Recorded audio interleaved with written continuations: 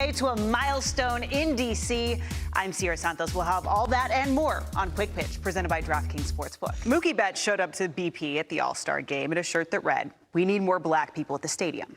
The message was short but effective, as the six-time All-Star has fully embraced his role as one of the black ambassadors of the sport.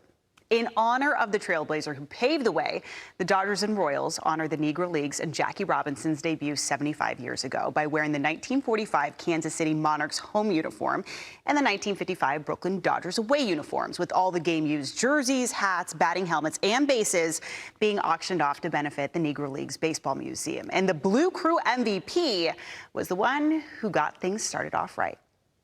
In this edition of As the AL Central Turns, three teams within 2.5 games of each other, but only one destined for October. No, seriously though, all three teams shut out their opponents on Friday to keep the division standings the same, but only one of them seemed to be able to continue the momentum on Saturday. The Guardians were sending their hottest pitcher to the hill in the sixth, Tristan McKenzie, who posted an ERA of under 2 since the beginning of July. Meanwhile, in Orange County, the Twins are counting on Dylan Bundy to help them gain ground on the hot Cleveland team. And the soap operas of all soap operas reside on the south side of Chicago. The White Sox have Lucas Giolito to the hill, who has only thrown 2 quality starts in his last 7. As with many daytime dramas, they are always unpredictable, and each of these games were, just without the open-handed slaps and adultery. The Yankees are that friend that has it all. A hot wife, a fancy car, and a big house with a 4-car garage to park it in. But even the homie who has it made can go through it sometimes. Like when he finds out that the PJ wasn't available, that's private jet if you aren't with it. And he has to suffer in first class to Turks and Caicos.